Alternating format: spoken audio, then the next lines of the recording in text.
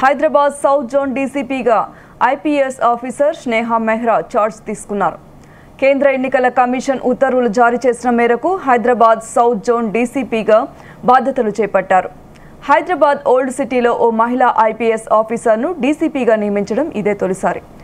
EC తాజా నియామకం సంచలనంగా మారింది. హైదరాబాద్ సౌత్ జోన్ డీసీపీగా ఉన్న సాయి చైతన్యను ఈసీ ఇటీవలే బదిలీ చేసింది. ఆయన్ను డీజీపీ కార్యాలయానికి అటాచ్ చేస్తూ ఉత్తర్వులు జారీ చేసింది. అసదుద్దీన్కు వత్తాసు పలుకుతున్నారంటూ హైదరాబాద్ బీజేపీ అభ్యర్థి మాధవీలత ఈసీకి కంప్లైంట్ చేయడంతో సాయి చైతన్యపై బదిలీ వేటు వేసింది.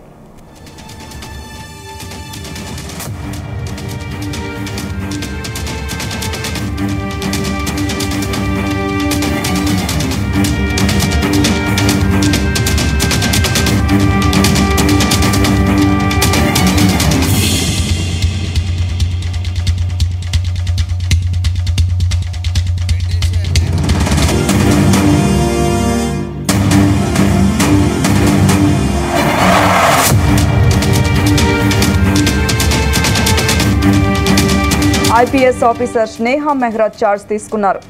కేంద్ర ఎన్నికల కమిషన్ ఉత్తర్వులు జారీ చేసిన మేరకు హైదరాబాద్ సౌత్ జోన్ డీసీపీగా బాధ్యతలు చేపట్టారు. హైదరాబాద్ ఓల్డ్ సిటీలో ఓ మహిళా ఐపీఎస్ ఆఫీసర్ని డీసీపీగా నియమించడం ఇదే తొలిసారి. ఈసీ తాజా నియామకం సంచలనంగా మారింది. హైదరాబాద్ సౌత్ జోన్ డీసీపీగా ఉన్న సాయి చైతన్యను ఈసీ ఇటీవలే బదిలీ చేసింది. ఆయన్ను డీజీపీ కార్యాలయానికి అటాచ్ చేస్తూ ఉత్తర్వులు జారీ చేసింది. అసదుద్దీన్కు వత్తాసు పలుకుతున్నారంటూ హైదరాబాద్ బీజేపీ అభ్యర్థి మాధవీలత ఈసీకి కంప్లైంట్ చేయడంతో సాయి చైతన్యపై బదిలీ వేటు వేసింది.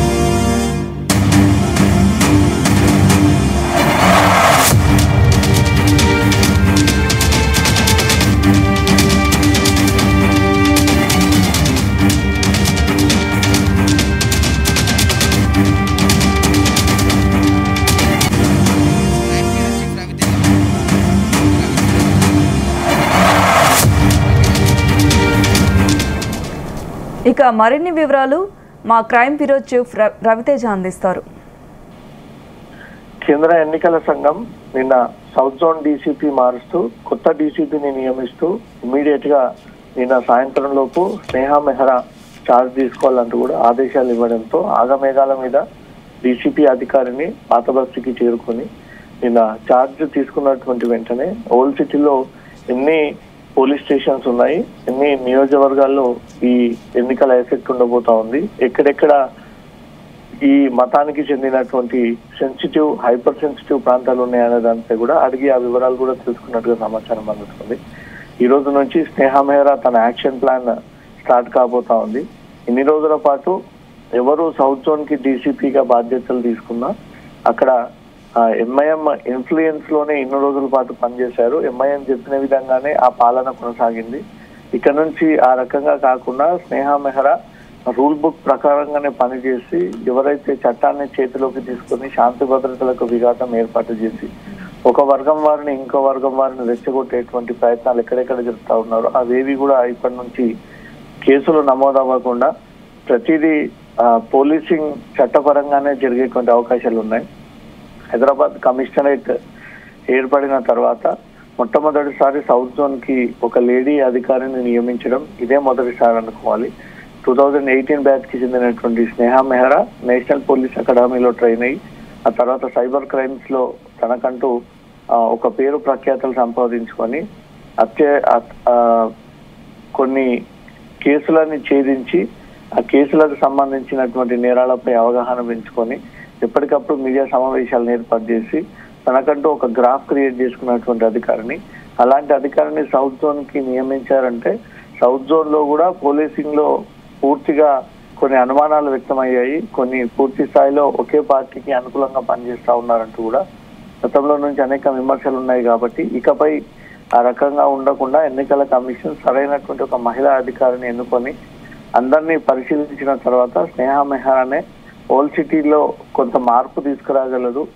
ఇప్పటికైనా పర్ఫెక్ట్ పోలీసింగ్ అందించాలన్నా, ప్రజలు నిర్భయంగా పోలీస్ స్టేషన్లో అడుగు పెట్టాలన్నా ఒక పార్టీకి చెందినటువంటి వ్యక్తుల యొక్క ఇన్ఫ్లుయెన్స్ లో కాకుండా బాధితులకు న్యాయం జరిగే విధంగా ఎవరైతే కరెక్ట్ ఆఫీసర్ అంటూ కూడా పరిశీలించినటువంటి వెంటనే స్నేహ మెహరా పేరు తెరపైకి తీసుకొచ్చి సరైనటువంటి ఆఫీసర్ అంటూ కూడా కేంద్ర ఎన్నికల సంఘం నిర్ణయించి నిన్న ఉత్తర్వులు జారీ చేసి సాయంత్రంలోపు ఛార్జ్ తీసుకోవాలంటూ కూడా ఆదేశాలు జారీ చేయడం జరిగింది.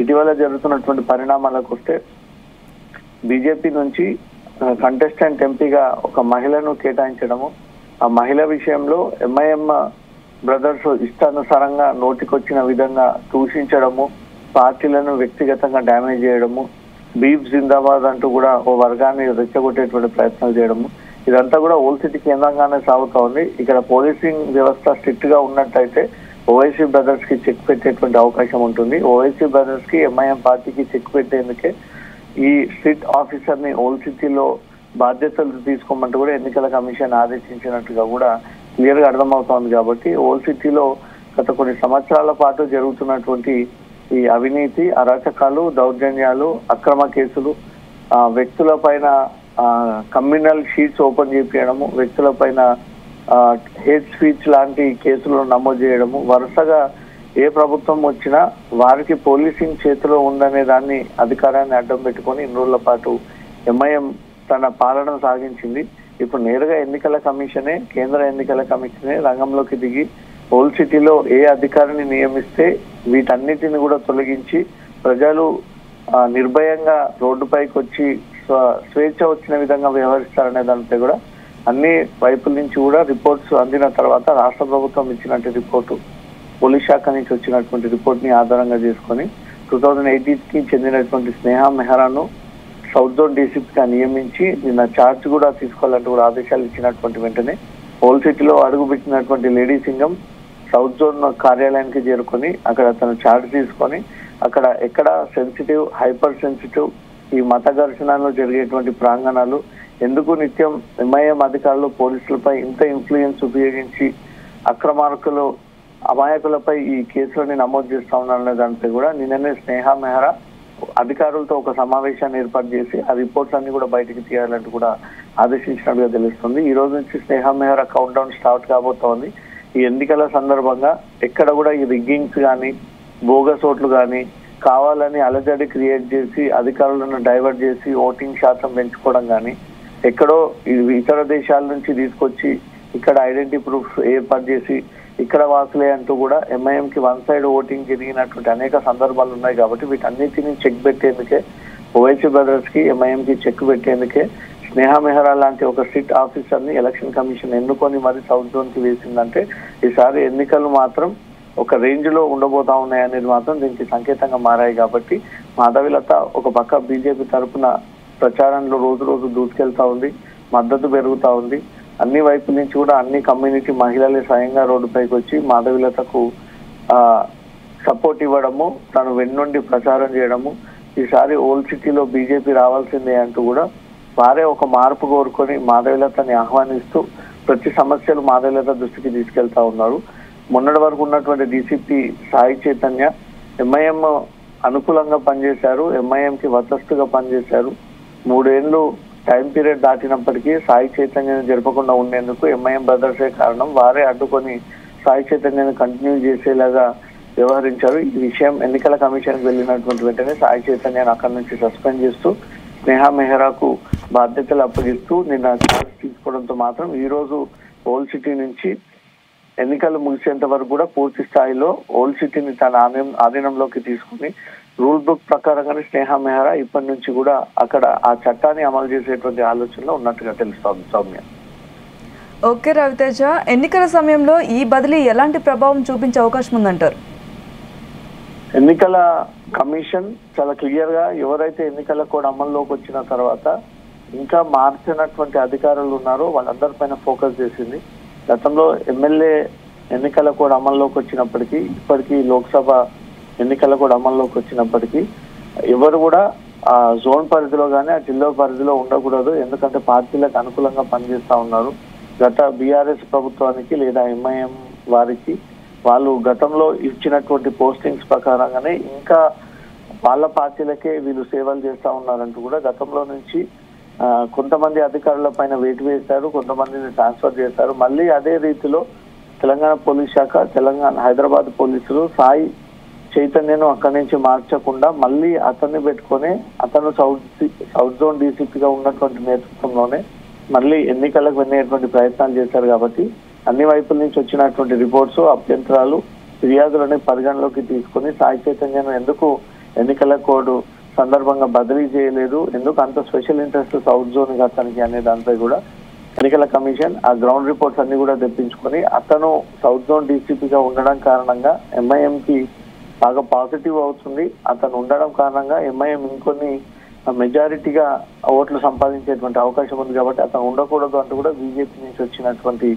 ఫిర్యాదుల పైన కేంద్ర ఎన్నికల సంఘం పరిశీలించి ఇమ్మీడియట్ గా రాష్ట్ర ప్రభుత్వాన్ని నివేదిక కోరి సాయి చైతన్యను అక్కడి నుంచి కూడా సస్పెండ్ చేస్తూ డీజీపీ కార్యాలయానికి రిపోర్ట్ చేయాలంటూ కూడా ఆదేశిస్తూ తనకు ఈ ఎన్నికల సందర్భంగా ఇక్కడ కూడా బాధ్యతలు అప్పగించకూడదు అంటూ కూడా ఎన్నికల కమిషన్ ఆదేశాలు ఇచ్చినటువంటి వెంటనే స్నేహా మెహ్రా పేరుని తెరపైకి తీసుకొచ్చి 2018 బ్యాచ్ కి చెందినటువంటి ఆ మహిళా అధికారికి ఆ బాధ్యతలు అప్పగిస్తూ ఈ రోజు నుంచి పూర్తి స్థాయిలో తన డ్యూటీస్ నిర్వహించబోతా ఉన్నారు. ఇదంతా కూడా కొన్ని ఏళ్ల తరబడి చరిత్ర ఉన్నటువంటి హైదరాబాద్ లో ఒకే పార్టీకి చెందినటువంటి నాయకులు పూర్తిగా శాంతి భద్రతలని తమ చేతిలోకి తీసుకొని వారే పోలీసులు, వారే హోమ్ మినిస్టరు, వారే ప్రభుత్వం లాగా ఎన్ని రోజులు నడిపించారు. కాబట్టి అవేవి కూడా ఆటలు సాగకుండా ఓ స్ట్రిక్ట్ ఆఫీసర్ ని అక్కడ దింపి అవన్నీ కూడా సోర్స్ ని కట్ చేసి ఇప్పటి నుంచి అయినా జెన్యూన్ పోలీసింగ్ జరగాలి ఓల్డ్ సిటీలో అన్న ఉద్దేశంతో ఎన్నికల కమిషన్ ఈ నిర్ణయం తీసుకుని మహిళా అధికారికి ఈ బాధ్యతలు కట్టబెట్టినట్టుగా తెలుస్తా ఉంది. ఈ రోజు నుంచి మొత్తం 7 కాన్స్టిట్యున్సీలో ఉన్నటువంటి అన్ని అంశాలు, అన్ని వివరాలు, లూప్ హోల్స్, ఎన్ని రోజుల పాటు సాగినటువంటి ఆధారాలన్నీ కూడా ఈ రోజు నుంచి కూడా చెక్ పడేటువంటి అవకాశం ఉన్నాయి. Okay Raviteja, thank you.